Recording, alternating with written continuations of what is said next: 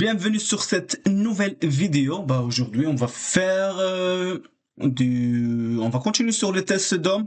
Donc, on va faire ce test qui s'appelle Account Test. Là, on va faire des tests unitaires avec du JUnit.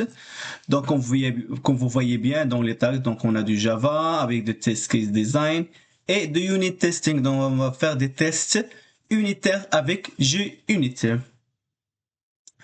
Donc voilà, ce problème, on est toujours sur des problèmes qui sont faciles, avec une durée maximum de 20 minutes.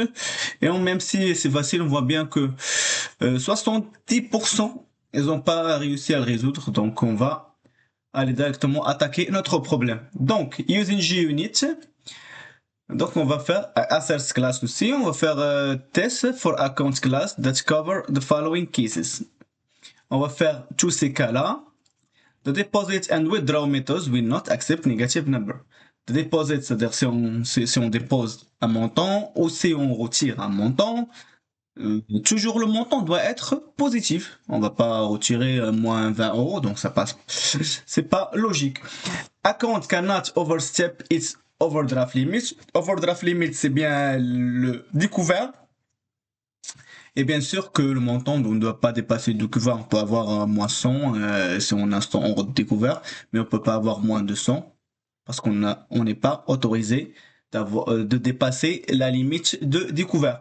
The deposit and withdrawal method will deposit or withdraw the correct amount respectively.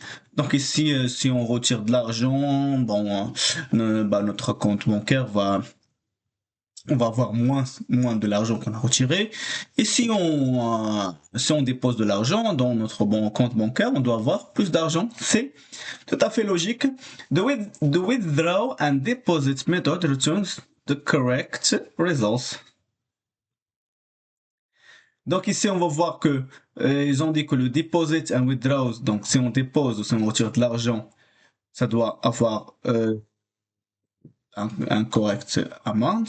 Et de withdraw and deposit doit retourner résultat, donc bon résultat. Donc voilà, on a la public class qui s'appelle account, qui contient un balance et overdraft limit. Et après, donc ici, au début, donc on a un compte qui est 0 avec un overdraft limit 0, donc avec un découvert 0. Ici, on va déposer un montant. Un montant, c'est un montant. Donc si le montant est supérieur ou égal à 0, donc c'est bien. On va déposer, on va ajouter à notre compte. S'il est inférieur à 0, donc on va retourner false tout simplement. Et la même chose ici pour retirer. Donc, si notre montant ne dépasse pas le montant découvert, ici on a assez d'argent, donc on va retirer tout simplement. On va faire de balance moins est égal à monte. Sinon, on va retourner false. Et ici get balance moins, on peut voir voilà le solde de notre compte. Et l'overdraft limit, on va voir combien on a de découvert, montant de découvert.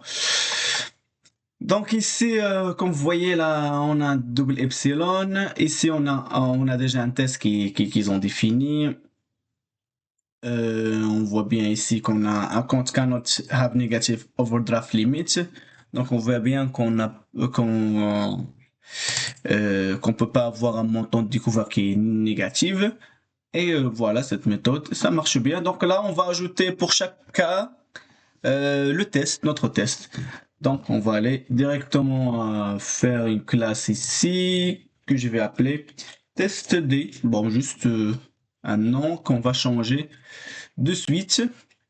Et je vais changer ça par cette classe. Et la testd, je vais faire rename, refactor et rename file. Avec ça, refactor. OK? Donc là, on voit bien qu'il n'a pas respecté les différentes annotations. Je sais pas pourquoi. Add JUnit class passe, OK. Parfait. Donc c'est bien, on a bien les tests. On va aller doucement. On va faire test par test. Donc qu'est-ce qu'on a déjà? The deposit and withdrawals methods will not accept negative number. OK. Ce qu'on va faire ici, tout simplement, on va faire un test qu'on va l'appeler. Qu'est-ce qu'on va l'appeler? Deposit. Ici, vous voyez bien que IntelliJ veulent nous donner donc des suggestions. Mais nous, qu'est-ce qu'on a? Deposit et withdraw. Ça veut dire on dépose et on retire de l'argent. Ça ne doit pas avoir montant négatif. Donc deposit and withdraw must not should not be negative, should not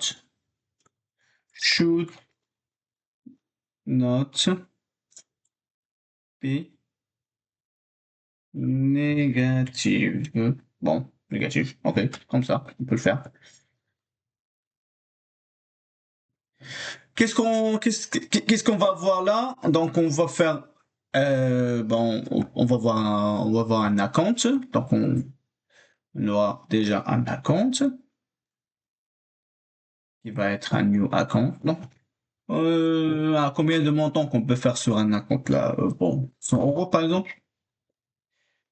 Et après on va directement attaquer nos méthodes. Donc là, on a ici, comme vous voyez, on a une valeur qui s'appelle assert. Donc là, l'assert, il contient quelques méthodes. Point. Donc, assert arrays equal, assert equal. Donc là, cette méthode, ça permet de vérifier un cas de test. Donc pour notre cas, si le montant de deposit ou le montant qu'on va retirer, le montant de withdraw est négatif, on doit retourner un false. Tout simplement, c'est ce qui doit être retourné ici. Comme vous voyez bien, si on aura un montant qui est négatif, on va retourner un false. Comme vous voyez bien ici. Donc, on va faire assert dot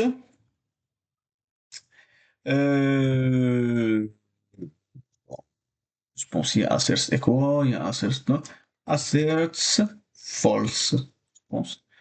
On a un assert false. Oh, certes.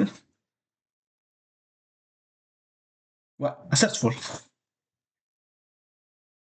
Et on aura une condition.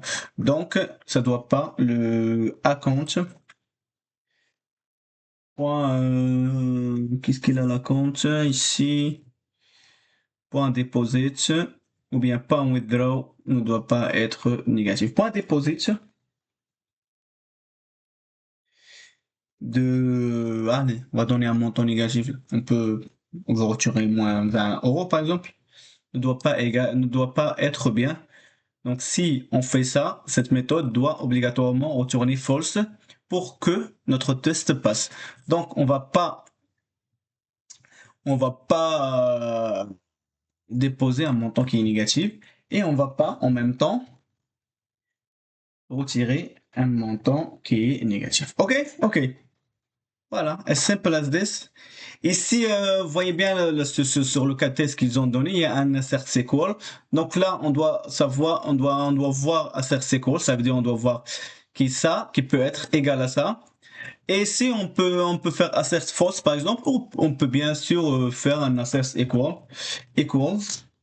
qui va faire le même rôle. Donc au lieu, ici, on va faire par exemple, on retire 20 euros. Ça, on retire 22 euros. Et qu'est-ce qu'on a? On aura false. Tout simplement. Et c'est epsilon, c'est ici, qu'est-ce qu'on a? On a le valeur attendue de la valeur qu'on a. Et ici, epsilon, donc à peu près. Parce qu'ici, on va avoir 0. Ici, si on peut avoir 0,00001. Donc, on va considérer comme 0, il n'y a pas de problème. Donc, c'est pour ça on a epsilon qui nous aide. Tu vois, epsilon, c'est un petit numéro qui est proche de 0, comme on a étudié dans mathématiques. Ok, donc là, celle-ci, elle est la même que celle-là. Donc, on va voir assert false. Au lieu d'avoir assert false, on va voir que valeur attendue de ça est bien false. On peut enlever epsilon aussi. Ça va pas faire de problème. Donc, allez, on va tester ce premier cas. On va l'ajouter ici tout simplement. Bam, et run. Et on va bien voir que le premier cas de deposit and withdraws method will not accept negative number. Comme j'ai dit ici, donc c'est juste un doublon. Bah, je peux enlever par exemple celle-ci et faire un run. Donc, et ça va donner toujours, toujours notre cas, elle est bien. Ok, donc je vais continuer. Donc voilà, pas besoin de ça parce que c'est juste une redondance. Donc, on va faire le deuxième test unitaire. Account cannot overstep its overdraft limit. Donc, notre compte ne doit pas dépasser le montant de découvert, tout simplement. Alors, on va faire un one test qu'on va appeler. Bon, on va appeler ce qu'ils ont dit. Hein. Donc, account cannot overstep overdraft. Account cannot cannot step overdraft limit. Donc, on va voir un compte. Donc, après, on va faire, on va appeler, on va essayer de prendre de l'argent de cet compte qui est plus que découvert. Donc, on a un compte de 100 euros avec un withdraw voilà, si on donne pas ça, ça veut dire un withdraw de 0 euros. Et on veut retirer, par exemple, qu'est-ce qu'on va retirer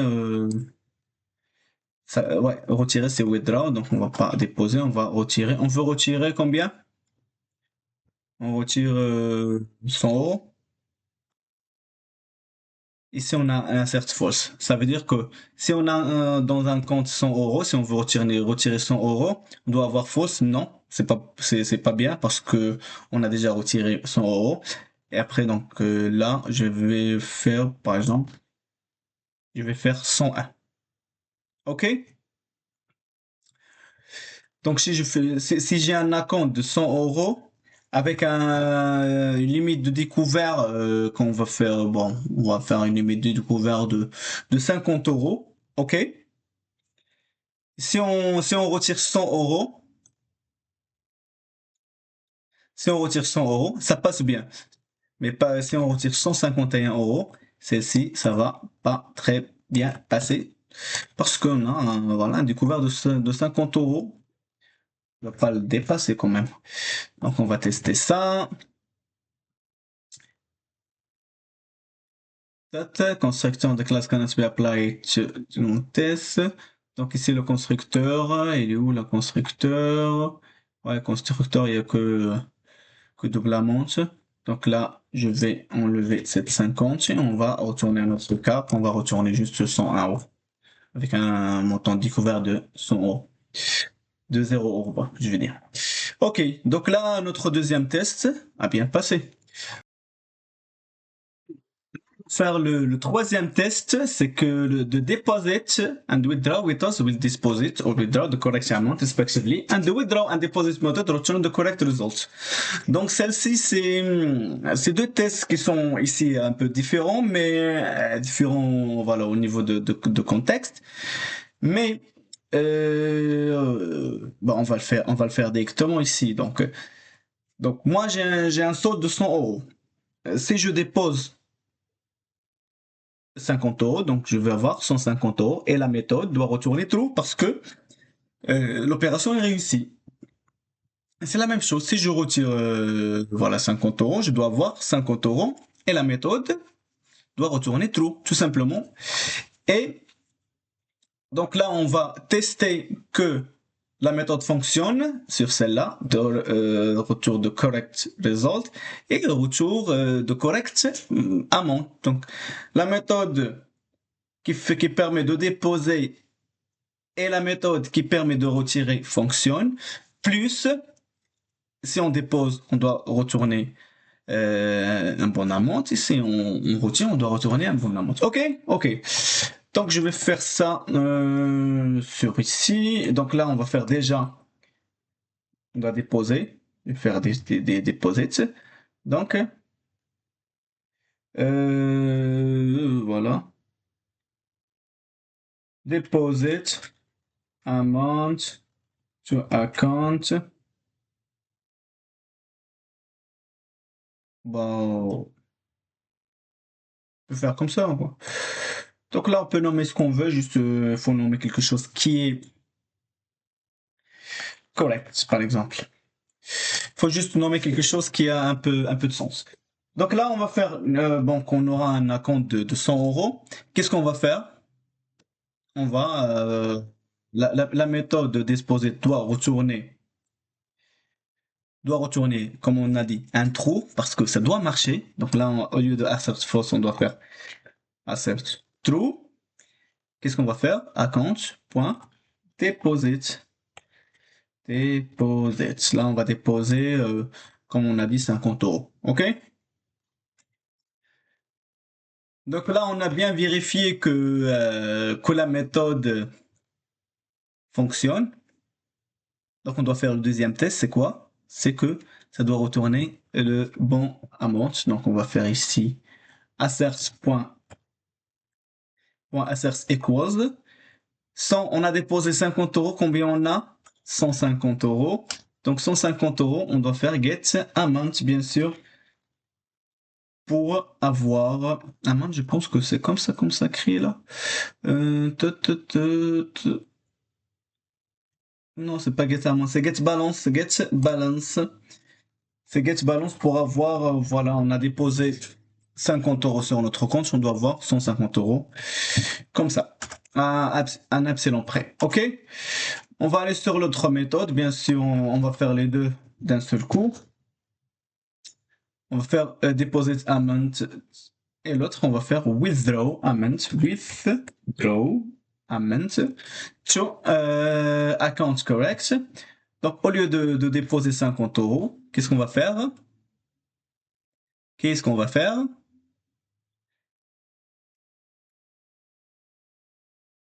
On va la retirer tout simplement.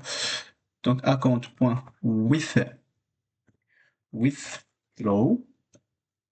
Donc, on va prendre ces 50 euros et ça doit rester 50 euros.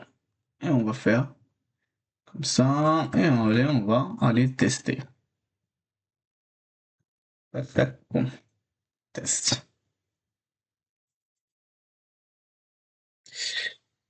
Alors ici, on n'a pas déposé 50 euros là pour avoir 50 euros sur notre compte. Donc là, je vais faire account.déposer 100 euros parce qu'on a déjà 100 euros de découvert.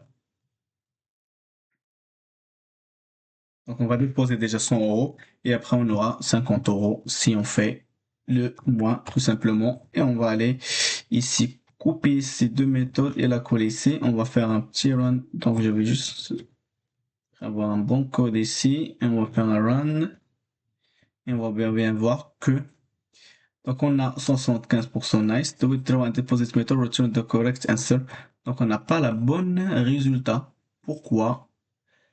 100 euros. On va avoir un insert true withdraw.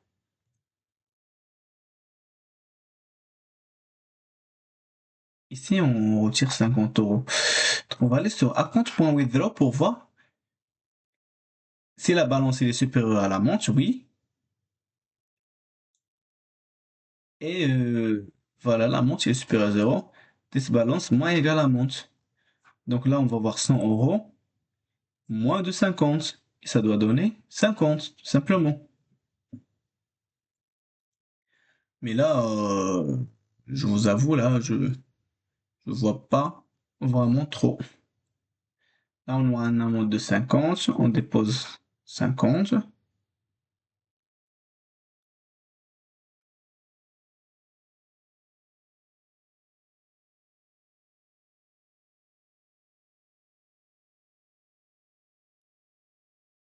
Alors, continue account, ça donne juste overdraft limit. Ok. Donc là, je pense que celle-ci, elle est bonne. Je pense ici, avec 100, ça donne 50. Ok, je pense que c'est ça le problème. Ouais. Donc là, on a tous nos tests qui marchent bien. Donc merci bien pour votre attention et à la prochaine vidéo. Au revoir.